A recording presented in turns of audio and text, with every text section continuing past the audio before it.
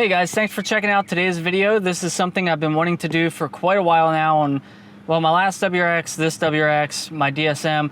Every car I've ever had, I've considered doing this mod because if it does work, it would be a cheap and effective way to lower your intake temps just a little bit. I don't think it's gonna do anything like crazy significant, but the factory S209 STI has an intercooler sprayer on it. It's on hotter days or even on cooler days, when I spray down the intercooler, that evaporative cooling will hopefully kick in. The water will be evaporating off the intercooler. It'll make it a little bit cooler and help me with detonation and knock and all that stuff. It's something cool that I've been wanting to try out, and hopefully I'll be able to test it for you guys. But today I'm gonna be showing you a step-by-step process of how to do it and make it completely independent. So I got a windshield washer pump, I got extra nozzles, I got extra hose, I got a toggle switch, I got everything I need to make this its own independent operating system. So it's about to start raining outside, of course, so I'm gonna pull the car inside and get this done for you guys. All right guys, so I'm gonna start by pulling the bumper off. What I'm actually gonna do is tap into the factory washer reservoir. That is going to do two things for me. Number one, save me from having to add a secondary container of washer fluid or water. And number two, it's going to give me a low fluid warning. So if I'm using it as an intercooler sprayer, once I do start getting low on fluid, it's gonna let me know because there's already a sensor in there from factory. All right, here we go. Okay, so here's everything that I got, and I'll put all the prices up of everything I can on the screen, at least the pump and the all the lines and everything. So I got the pump separate, and then I got the hose with the nozzles, and then I went to Walmart and got this 18 gauge wire, and then I have a toggle switch here, and then I went to Harbor Freight, got a little bit of heat shrink, which actually I already had this, but I did buy a thing of connectors just so that I can use those spade connectors on my pump and on my toggle switch. One extra thing that I do have that I might use just to make the install look a little bit cleaner, I have this harness that's left over from my DCCD kit, and it's got this nice black braided cover over it. And what I might end up doing is using this, cutting that connector off and using this for a cleaner looking install. The factory pump here, you can see there's a spot right here where another pump could go in. Do you see that?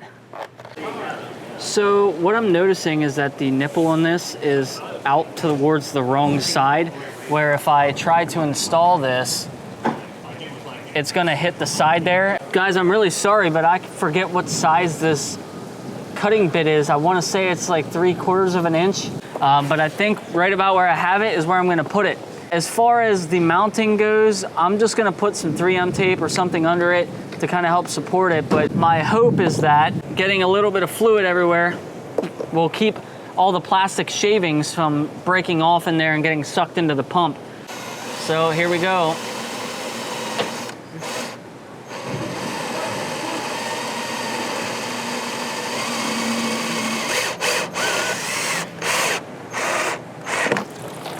Oh yeah, nice.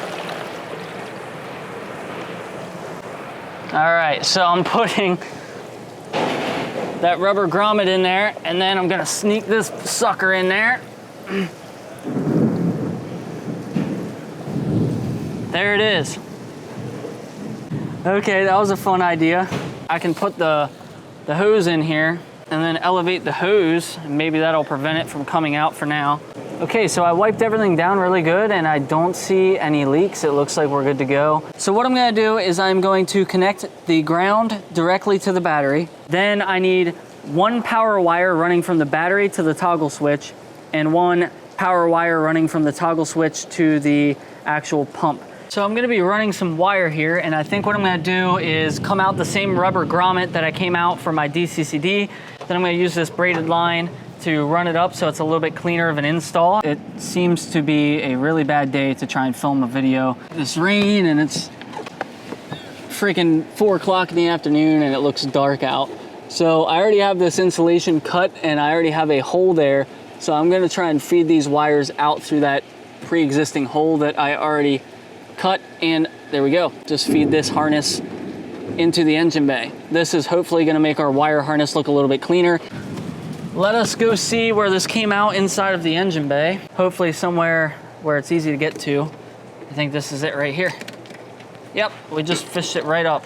We're gonna run this down now underneath try and tuck it under the fuel line or beside the fuel line there and get enough slack to get to the battery. So I have decided what I'm gonna do now. I have this cable here with my 3 wires in it. I have a black wire, a red wire, and a white wire. Since I already have 3 wires and I need 3 wires for my toggle switch, I'm gonna ground the black wire to the battery terminal.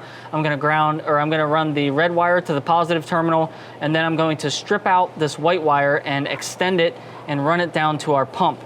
This shouldn't be too bad. What I'm gonna do is I'm gonna cut into the sleeve and then pull our wires out from here. Now that's our power wire for our toggle switch. I'm gonna use the white as the signal wire, which we need to run all the way down to the pump. So I'm gonna leave that one go for now. And then whatever wire I cut from this harness, I'm going to use the leftover to run my ground down to the pump.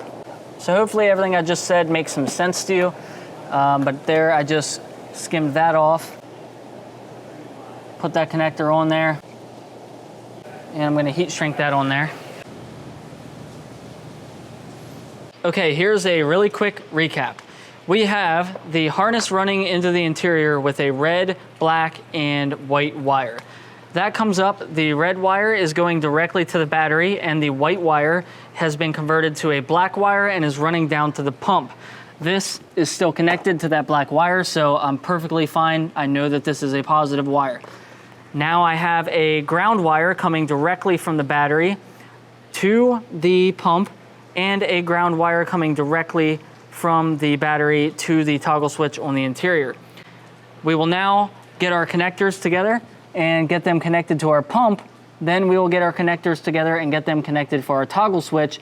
Then the wiring will be done and we can focus on running the tubing for the actual pump. Okay, so hopefully you can see the toggle switch here. So we have the ground, the signal wire, and the positive wire. Okay, I got it popped in. It's a pretty clean looking install. So all that's left to do is hook up our power and ground. Let's see here. Oh, okay, it's working. Still have to hook up our nozzles and our ends and everything that we need. But that thing pumps, man. That shot that out there pretty good. So now I did drill a hole for this, same size that I've been using, and unfortunately, it sort of melded the plastic a little bit as it was drilling the hole. And so this fits in there. It does kind of pop into place. I kind of have it at a good spot where it's sort of spraying across the whole front of the intercooler. It doesn't want to stay in there very well. So I'm gonna actually do that on the opposite side.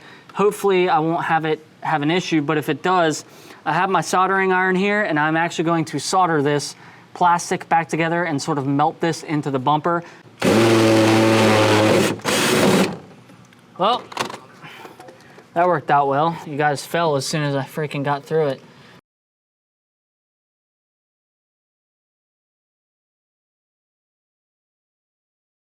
So what I'm doing right now is pulling across this hose to measure the length that I need. I'm gonna need a little bit of slack in it, so I'm just gonna leave. It's gonna have to go towards the middle of the bumper, so I'm probably gonna cut it right about there. I'm gonna plug one end of this into the sprayer and do the same thing over here. So now we have these two and we can run the hose to the splitter, stab a hole through this little flat tab over here, and then I'm gonna zip tie this hose right here. Run my zip tie down through there. Okay, that should be good like that. Put the bumper back on and test out our project. Okay guys, we got the intercooler sprayer installed. Everything is good to go. I want to show you guys the final product. So on the front side of these nozzles, I did reinforce them just a little bit. They don't look the prettiest, but I'll be honest with you, no one's ever gonna see it and they aren't going anywhere. So you can see even with that, like you're not gonna see that. So on the inside of the car, check this out. Here's our toggle switch. We're gonna flip it. Check it out, check it out, check it out, check it out. Woo! I wish it sprayed up a little bit higher.